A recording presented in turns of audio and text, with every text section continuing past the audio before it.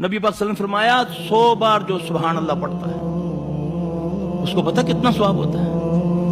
اسماعیل علیہ السلام کے دور کے 100 غلام آزاد کرنے کا ثواب جو 100 بار کیا پڑھ لے ہم نے مانگنا چھوڑ دیا۔ اللہ کے بندو، جب تم نے کتنا بڑا عمل کیا ہے التجا کرو، یا اللہ میں نے یہ نماز پڑھی ہے یا رب العالمین اس کو قبول کر لے، التجا کر اللہ اس کو قبول کر کے یا رب العالمین میرا فلاں معاملہ ہے اللہ تو اس کو ٹھیک کر لے، میری بیٹی کا معاملہ ہے، میری بہن کا معاملہ ہے، میرے جانور کا معاملہ ہے، اور مانگ تو صحیح، اور رونا نہیں آتا، رونے والا منہ بنا لے اللہ کے بندے ہیں۔ لیکن اتنی پڑھا، پھر وہ الفاظ نبی پاک صلی اللہ علیہ وسلم نے فرمایا 100 بار جو سبحان اللہ پڑھتا ہے اس کو پتہ کتنا ثواب ہوتا ہے؟ اسماعیل علیہ السلام کے دور کے 100 غلام آزاد کرنے کا ثواب جو 100 بار کیا پڑھ لے۔ اور ہمارا پڑھنا جان چھڑانا، آیت الکرسی بغیر اعوذ باللہ کے سلام پھری، اگر کسی کو اللہ نے توفیق دے دی چلو آیت الکرسی پڑھنے کی، سلام پھیرنے کے بعد نہ اللہ بتائے نہ اعوذ باللہ پڑھا، اللہ کا حکم فائزہ قرأت القرآن فاستعذ باللہ من الشیطان الرجیم، اللہ کہہ رہا جب تم قرآن پڑھنے لگو تو اعوذ باللہ پڑھ لیا کرو۔ ایک میں نے تجربے میں دیکھا اعوذ باللہ کے بغیر آیت الکرسی پڑھو جن کو کچھ نہیں ہوتا، جب ہم دم کرتے ہیں اعوذ باللہ پڑھ کے آیت الکرسی پڑھو دیکھو اس کا حال کیا ہوتا ہے۔ لیکن پڑھنے کے لیے میرے بھائی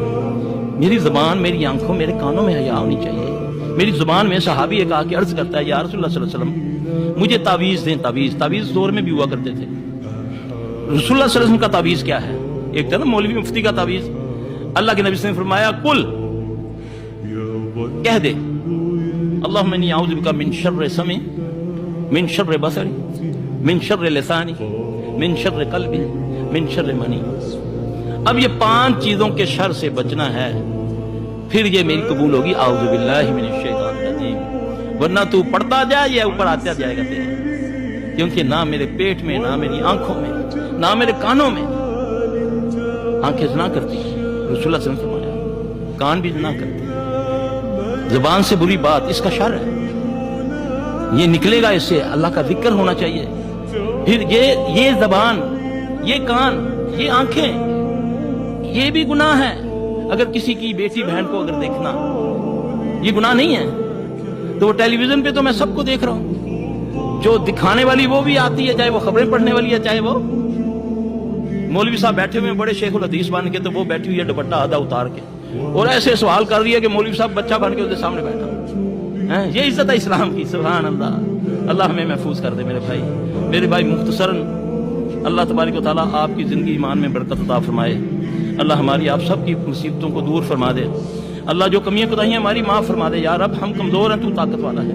یا اللہ ہماری اصلاح فرما دے۔ میرا بھائی یہ چند باتیں جو ہیں یقین جانے اللہ میری آپ کی اگر مجھے سمجھ آ جائے یا آپ کو تو ہمارے سارے معاملے حل ہو جائیں گے۔